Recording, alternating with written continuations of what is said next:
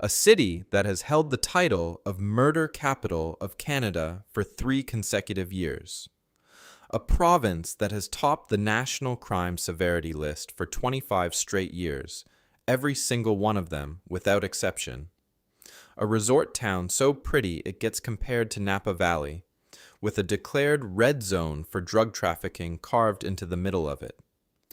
A city that was the worst in the country for crime severity for 3 years running, then closed the program that was keeping the worst of it off the street, and watched what happened next. A border town where crossing into the United States is easier than finding a family doctor. A suburb of 1 million people that now has more car thefts than most Canadian cities have car owners. These are 12 Canadian cities the data is begging you to reconsider. If this is your first time here, hit subscribe so you do not miss what is coming in the next few minutes, because the 5th city on this list is a town you never expect to be on this list. Now let's get started. Number 12. Hamilton, Ontario. The city that decided its best strategy for attracting newcomers was to simply not mention the crime. Hamilton sits at the western end of Lake Ontario, about 70 kilometers southwest of Toronto, and it has spent decades trying to rebrand itself from a steel town past into a livable, mid-sized alternative for people priced out of the greater Toronto area. The pitch works often enough. People arrive, buy something affordable by GTA standards, and then read the police dashboard. The city's crime index is 55.8. Police logged over 10,500 property crimes and 4,700 violent incidents in 2023. Auto theft is climbing along the Niagara-Toronto corridor, and Hamilton sits directly on that route. Break and enter files surged in the most recent reporting period. The opioid crisis is documented and ongoing. The city's 2024 numbers show the crime index ticking upward from the year before. None of this makes Hamilton uniquely catastrophic by global standards. It makes Hamilton the 12th entry on a list of 12, which tells you something about the 11 cities above it. Number 11. Sault Ste. Marie, Ontario.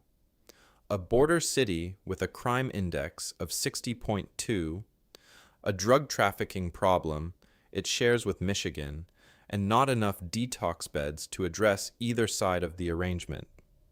Sault Ste. Marie sits on the St. Mary's River, directly across from Sault Ste. Marie, Michigan. International boundary bridges are useful for commerce. They are also, as law enforcement in both countries will confirm, useful for moving product. Drug-related offenses drive most of Sault Ste. Marie's crime index, and police report approximately 6,800 criminal code violations per 100,000 residents in the most recent annual data. Joint RCMP and OPP teams are now tasked with targeting cross-border smuggling specifically, which is a sentence that implies the problem had to get bad enough to require joint task forces before it got their full attention. The city has around 72,000 people, a declining manufacturing base, and a healthcare system that is stretched across a large, low-density catchment area. Residents consistently report concern about break-ins and vehicle theft. The substance abuse infrastructure, detox beds, treatment programs, outpatient support has not kept pace with the documented need. Sault Ste. Marie is genuinely tight-knit in the way that small cities can be, and that is a real amenity.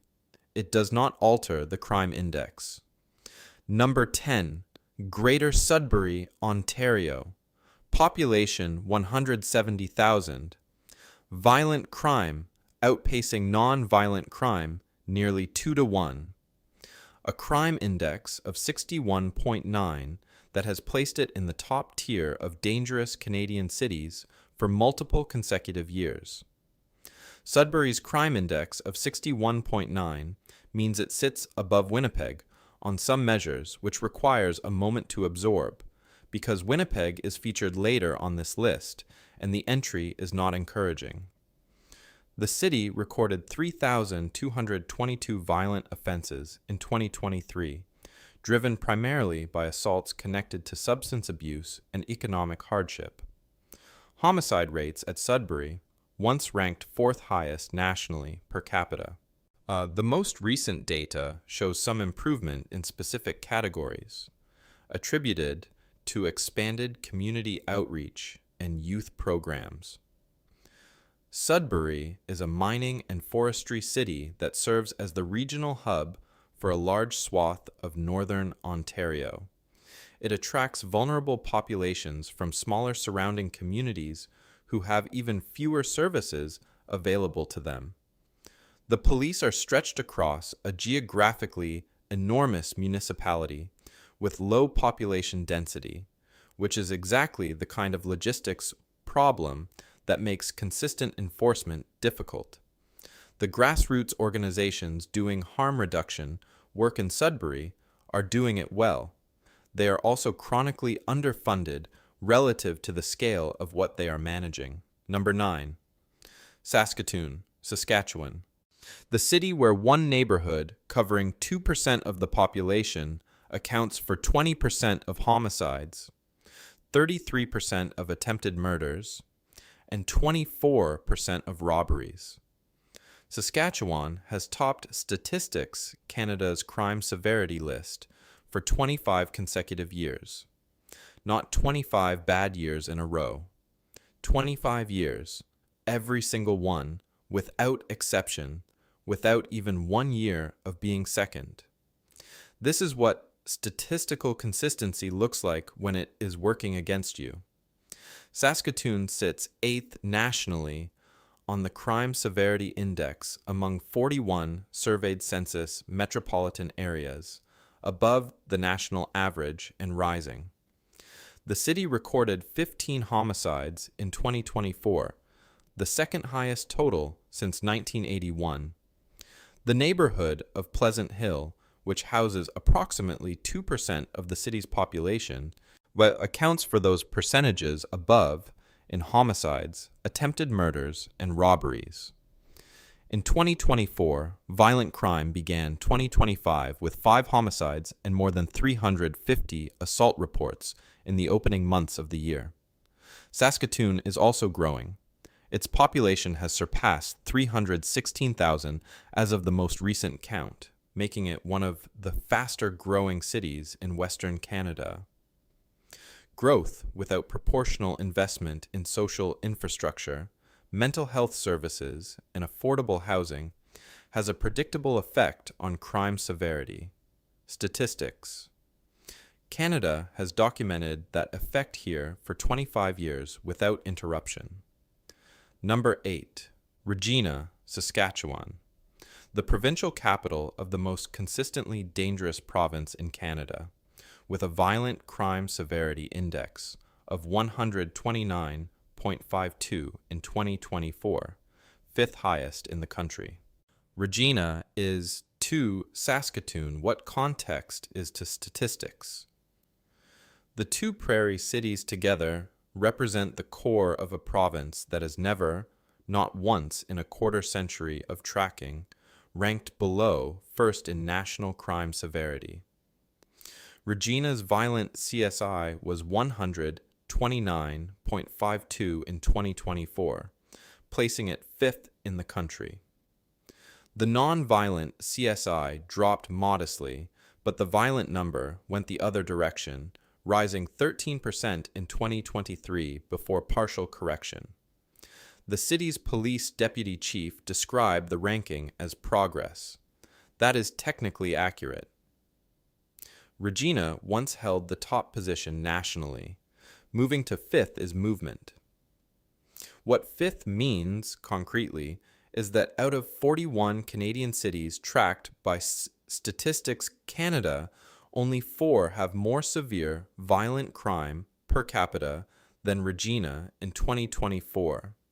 The Prairie Gang activity that dominates both Saskatoon and Winnipeg has deep roots in Regina as well, and violent robberies and assault rates have been above national averages for long enough that the province's own political leadership has stopped treating them as temporary problems.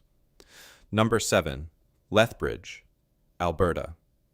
A city of 100,000 in southern Alberta that held Canada's highest crime severity index for 3 consecutive years from 2019 to 2021, then watched the provincial government close its supervised consumption site and is still in the national top 10. Lethbridge's path to this list begins with geography and economics and ends with a political decision that harm reduction advocates argued would cause exactly what the data subsequently showed. For 3 years running, 2019, 2020, and 2021, Lethbridge held the worst crime severity index in Canada. Not among the worst. The worst, full stop, of every tracked Canadian city. The city ran one of the busiest supervised consumption sites in Canada. The Alberta government closed it in 2021. Advocates argued at the time that removing the site without replacing it with equivalent harm reduction capacity would push drug use back onto streets and into circumstances more likely to generate criminal activity.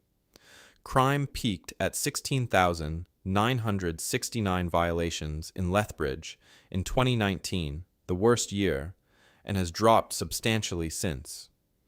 The city's CSI for 2024 came in at 105.5, the 9th highest nationally after an 18.5% year-over-year drop, the largest single drop since 2000. The city's own deputy police chief acknowledged that more supportive housing, social services, and treatment options are still needed.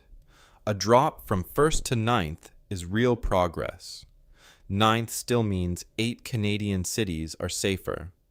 The chance of being a victim of property crime in Lethbridge remains 1 in 13. Number 6. Red Deer, Alberta. Sandwiched between Edmonton and Calgary on the QE2 corridor, with a crime index of 63.62 and a documented history of being the worst city in Canada for crime severity among cities over 100,000 people for every single year from 2011 to 2018. Red Deer's position on this list requires its own explanation. The city of roughly 105,000 sits exactly where you would put a major drug trafficking hub if you were designing one, directly between Alberta's 2 largest cities on the province's busiest highway, with a boom-bust oil economy that cycles large numbers of young, male, on transient workers through the area on a roughly 2-year oscillation tied to commodity prices. When oil is up, population spikes and so does crime. When oil is down, the workers who built lifestyles around high wages lose their income and crime spikes again for different reasons.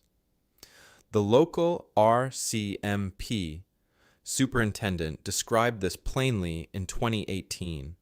A boom economy attracts people, a bust economy creates desperation, and an opioid crisis runs through both phases simultaneously. Red Deer ranked first among major Canadian cities on the Crime Severity Index every single year from 2011 to 2018.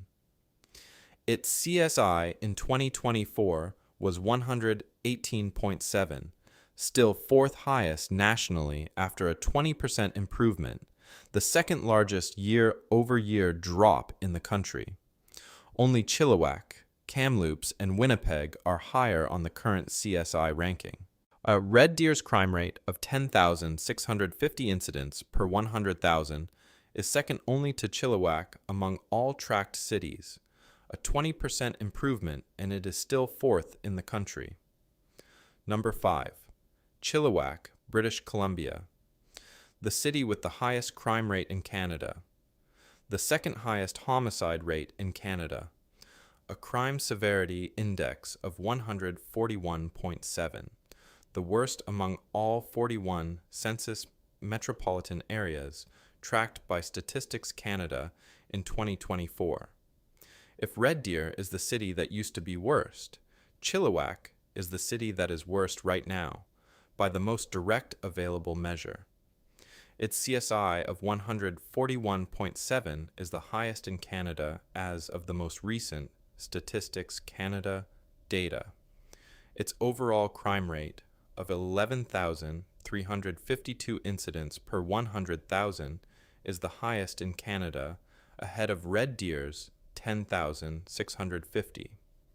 Its homicide rate of 4.75 per 100,000 in 2024 is second only to Thunder Bay nationally. Chilliwack sits 100 kilometers east of Vancouver in the Fraser Valley, a region that has absorbed significant population spillover from Metro Vancouver, as housing costs in the city proper have made it inaccessible to large portions of the working population. The displacement of lower-income residents from Vancouver and Surrey into the Fraser Valley has concentrated social stressors in communities with smaller service infrastructure. The fentanyl supply chain that runs through British Columbia moves through this corridor. Property crime, violent crime, and drug-related offenses are all elevated above provincial and national averages by significant margins. Chilliwack's leadership is implementing interventions. The data has yet to reflect them. Number 4, Kelowna, British Columbia, the fourth least affordable housing market in Canada, when a crime index of 62.1. The city that in 2017 had the highest opioid overdose rate in Canada, a designated red zone of drug trafficking, assaults, and robberies sitting in the middle of its downtown, in place since 1992, because the problem has never been resolved in over 30 years. Kelowna gets compared to Napa Valley. The climate is genuinely exceptional. The lake is real. The wineries exist. The housing is classified as severely unaffordable, the formal designation used by the Demographia International Housing Affordability Survey, with Kelowna the fourth least affordable market in the country. In 2012, Kelowna had the highest crime rate of any metropolitan area in Canada, driven primarily by property crime. By 2016, it had settled into second place. In 2017, it had the highest opioid overdose rate in Canada. The red zone the city has maintained in its downtown core since 1992, a 1 square kilometer area designated due to concentration of drug trafficking, assaults, and robberies, turns 34 years old this year. The RCMP conducts annual spring sweeps to arrest low-level dealers. The sweeps happen every spring. The zone designation remains every year. Between 2012 and 2016, Kelowna led Canada in cannabis, cocaine, and heroin possession. That was before fentanyl changed the calculus. Kelowna's crime index of 62.1 places it fifth nationally. Its housing is severely unaffordable. Its crime is documented. The Okanagan Lake is beautiful. None of these facts cancel out the others. Number 3, Surrey, British Columbia. The single highest crime index of any major Canadian city at 64.7. Police logged 32,053 service calls per 100,000 residents in 2023, and violent offenses rose 14% in 2025. Surrey is the second largest city in British Columbia by population, with over 500,000 people, and it is the most dangerous city in Canada by crime index, ahead of every other tracked municipality in the country. The 14% rise in violent offenses logged in 2025 arrived in a city that was already at the top of every national danger ranking. The call volume, 32,053 service calls per 100,000 residents, means police in Surrey are responding to calls at a rate that defines the department's operational reality. Gang activity and drug trafficking are the primary drivers of Surrey's violent crime numbers. Newton and Whalley are the highest risk neighborhoods. The organized crime networks in the Lower Mainland have operated out of Surrey for decades, and the city's rapid population growth. Surrey has grown faster than almost any other Canadian city for 20 years, has outpaced both policing capacity and social infrastructure. The Surrey Police Service replaced the RCMP as the city's local force in recent years in a transition that generated its own institutional chaos. The crime index is 64.7.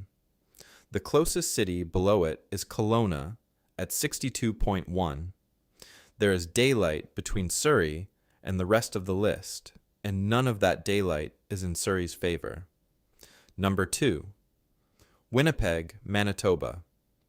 The second highest homicide rate in Canada at 4.66 per 100,000 in 2024.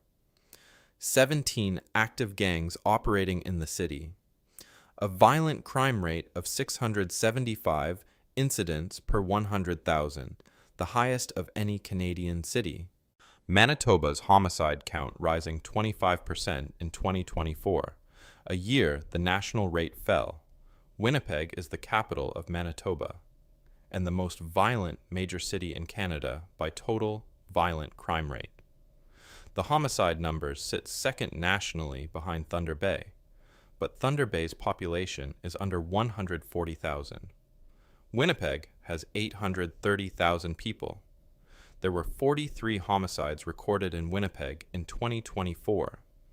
The city's North End neighborhood is the most documented crime concentration in the Prairie provinces, tied to gang activity, poverty, methamphetamine distribution, and systematic underfunding of Indigenous communities that feed into the urban environment.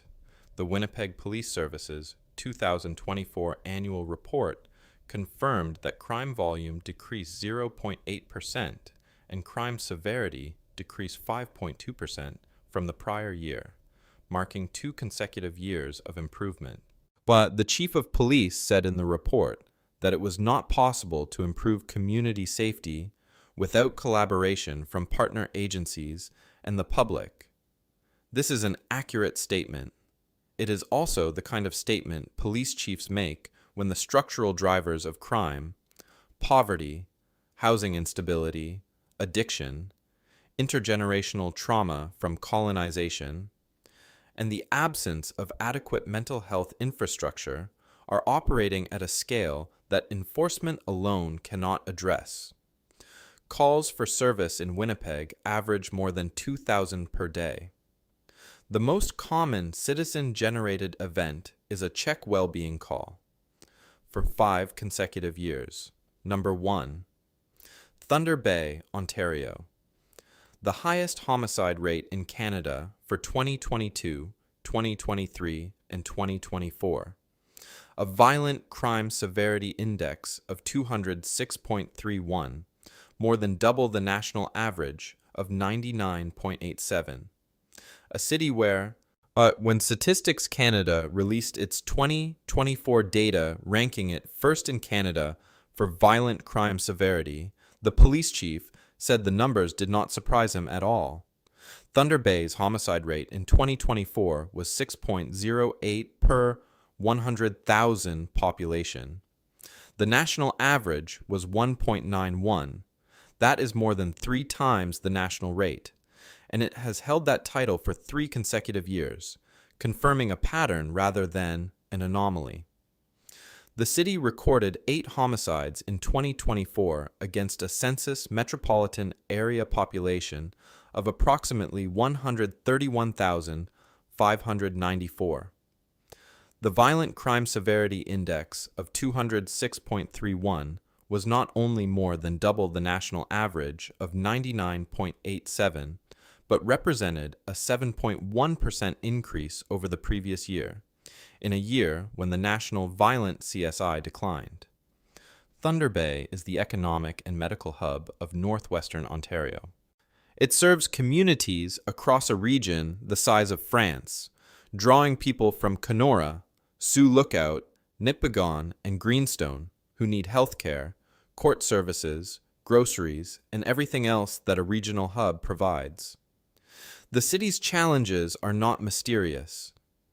The Thunder Bay District Health Unit reported 80 opioid-related deaths in 2024, with a mortality rate of 69.14 per 100,000, one of the highest rates in Ontario.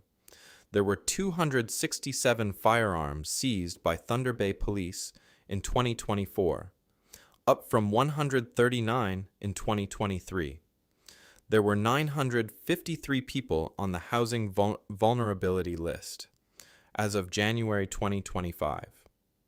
Indigenous people are systematically overrepresented among homicide victims nationally, accounting for 30% of victims while representing 5% of the population.